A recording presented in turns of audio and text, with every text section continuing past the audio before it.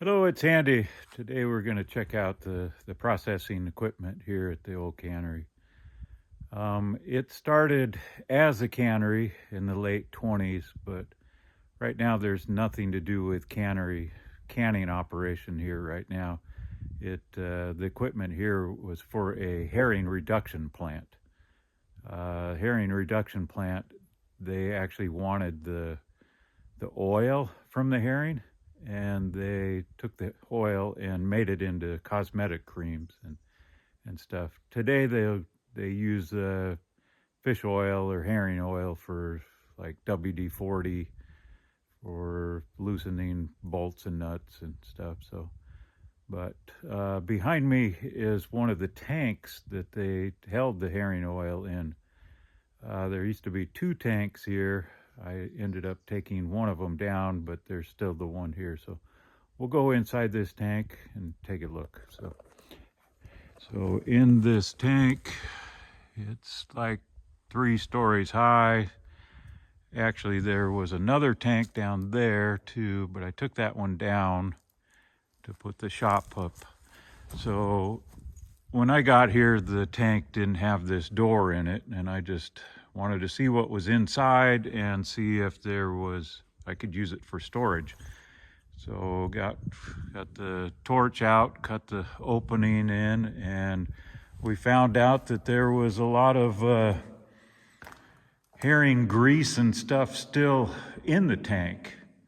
So we had to get shovels and scoop it all up, and we ended up putting it in these drums here. And I think I've got these drums, and there's some over here on the other side here. Probably 12 drums of this old herring oil stuff. But we've got crab pots and other things in here that's for storage. But in the kind of interesting, this herring oil grease now, and we'll stick this in here so you can kind of see. It's kind of like almost like grease, but it's interesting. I've tried to light it and it doesn't really burn. It doesn't really smell bad, but I guess it was used for cosmetic creams and other high grade oil that they needed. So that's the herring. So we'll go out here, and we're going to go down and look at the plant. I'll show you all the processing things that took to make that herring oil. I don't know how old that stuff is. I imagine it's 40, 50 years old or older. But so anyways, we're gonna go into the back of the plant here. So we'll kind of cruise through real quick, and I'll start at the other end and we'll work our way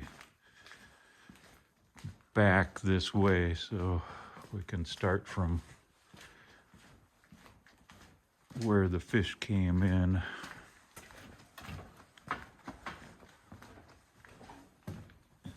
Okay, lots of stuff. So back out here's the dock. What's left of the dock, we've been taking it down just because so it doesn't fall down. We just don't want all the stuff in the ocean and stuff. So we've been recycling a lot of it, and all the old wood, we've got wood stoves and stuff when we burn it in the wood stove. So that big thing out there had some kind of pump or something on it that they'd pump the boats out with, and then they had a conveyor belt, and it would come in through this way. There's part of the conveyor belt right there. Most all this stuff is falling down and broken, but they would go from the conveyor belt into this tank. There was actually another tank right here, and you can see the tanks, they've kind of got a slanted, let me zoom in a little bit, slanted bottom on it. see there. So they'd put the herring in there, and then it would gravity out into, and then go into the plant here. Those are the other fuel tanks there.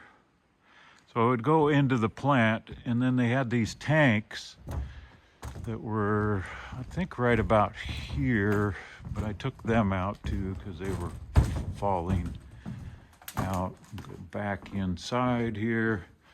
So the tanks, they actually heated them, cooked them, and out of the tanks, they had, they could move stuff with these screw augers. I'll show you these. You can see there's one right there. So everything kind of moved around like that, so they didn't have to move stuff by the herring by hand. Another screw auger here. So it went, after they cooked them, then it would go into the presses that are right here.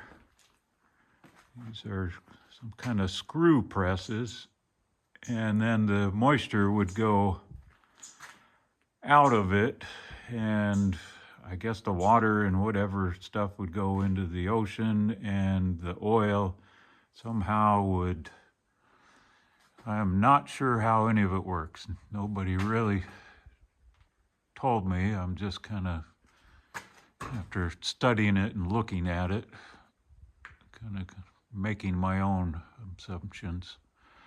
But I'm sure the oil went somewhere and probably went in some kind of centrifuge or something to get the oil and water out.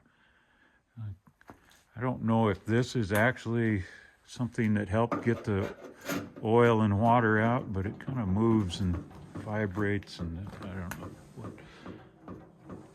kind of interesting thing. And they had different pumps and stuff.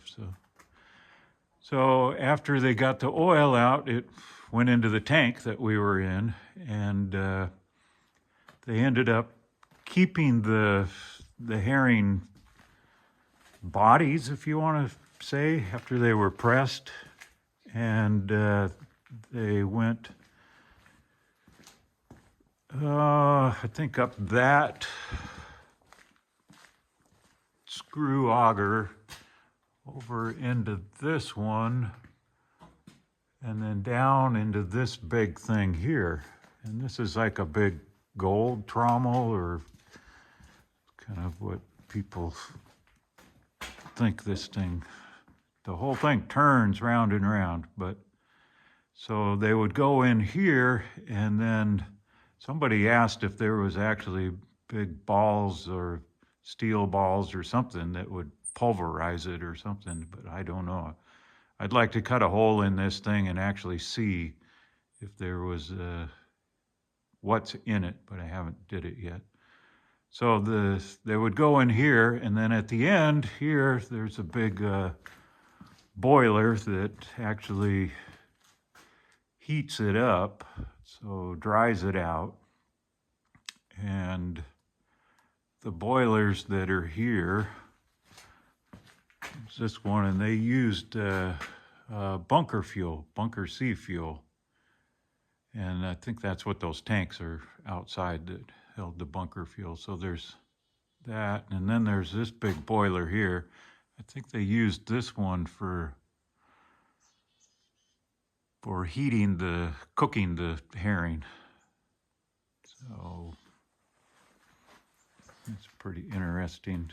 I think this is the bunker oil burner, and then it looks like they had like a diesel burner on the side of it, maybe to heat it up. I'm not sure. I just kind of assume these different things. There's the inside. Oops. Pretty cool.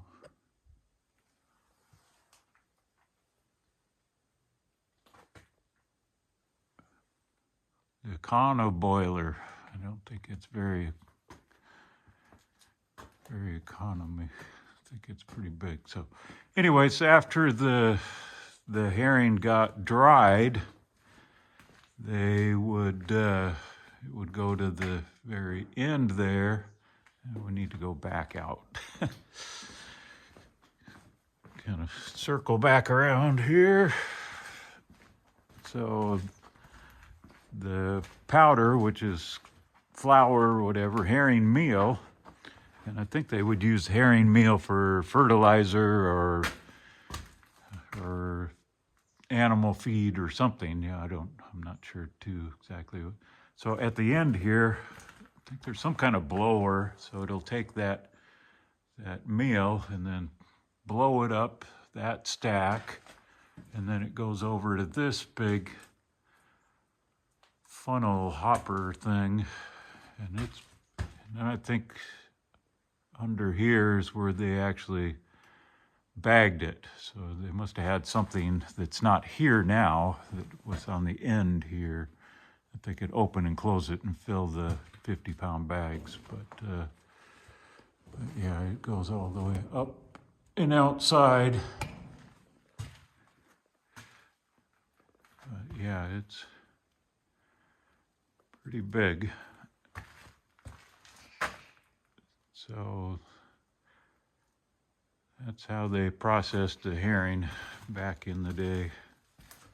And as far as I know, there isn't any of, there used to be quite a few of these herring reduction plants around, but I don't know of any of them that, there's definitely none that are standing on Kodiak. I think this is the only one that you can actually see stuff of it. So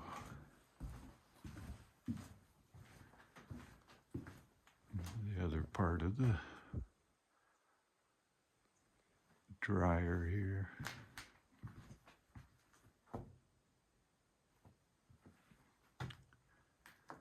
So anyways, we're going to go into the generator room, and I'll show you the generators that actually powered this plant. We were in there before looking at the hydro stuff, but I want to show you the old generators that powered this kind of equipment. All right. Okay, here we are in the generator room. Just wanted to show you the two generators that are still in here. There was 3 in here, but I ended up taking one out this spring, so I needed the room to put the fuel tanks and stuff, but there's still two big generators in here. I'll show you. So this one here this one still runs. I haven't ran it for a long time, but it's a Detroit diesel, and it's 100 kW, 100 kilowatts. It's I think they call it a V671, and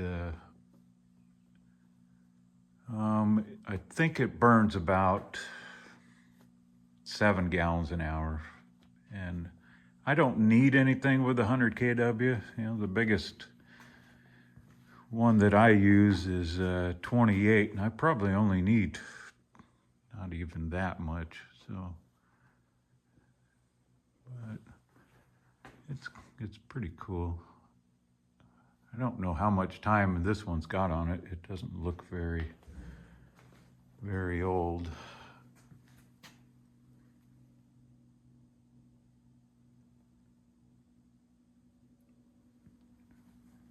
Yeah, Detroit diesel, General Motors.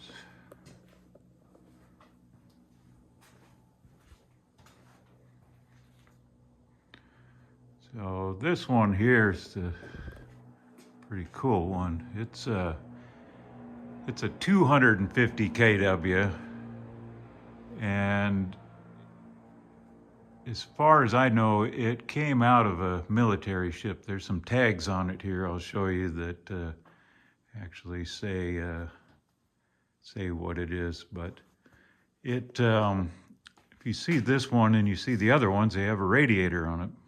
Most land-based generators have radiators, and the ones that are in ships, they don't have radiators. They have what you call keel coolers that go under the boat, and the seawater actually cools the engine. So this one, there is no radiator, so I imagine can't quite figure out how they did this, but they must have used the water from the reservoir or something. Maybe they had a pipe going down to the ocean, I don't know, to actually cool it.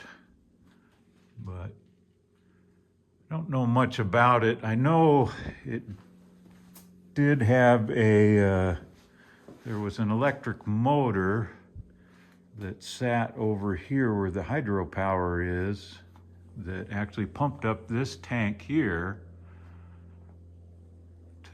because it's an air starter.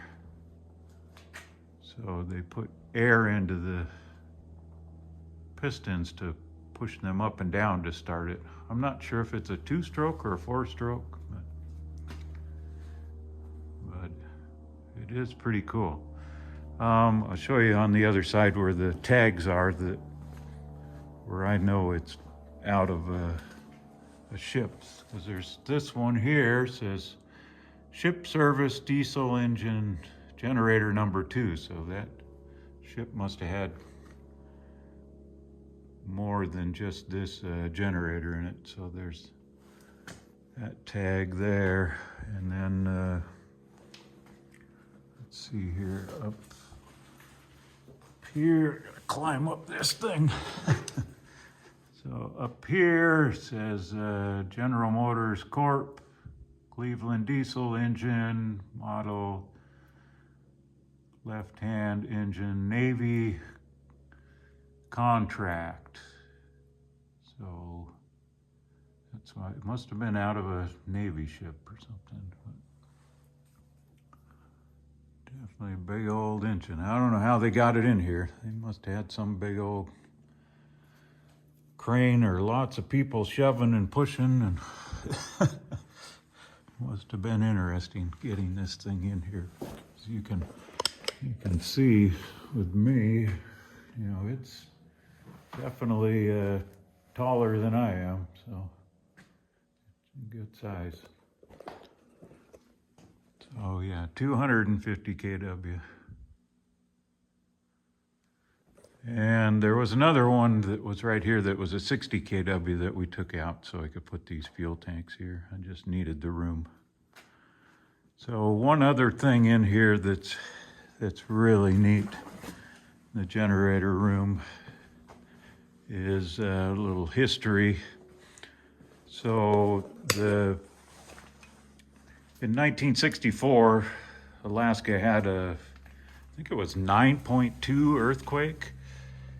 And so somebody wrote a line here, it says, or drew a line, it says flood line 3/28/1964 with the initials WJ.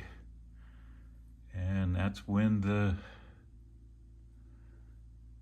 tsunami was, that hit Kodiak and other places in Alaska here, and the earthquake actually did a lot of damage in Anchorage.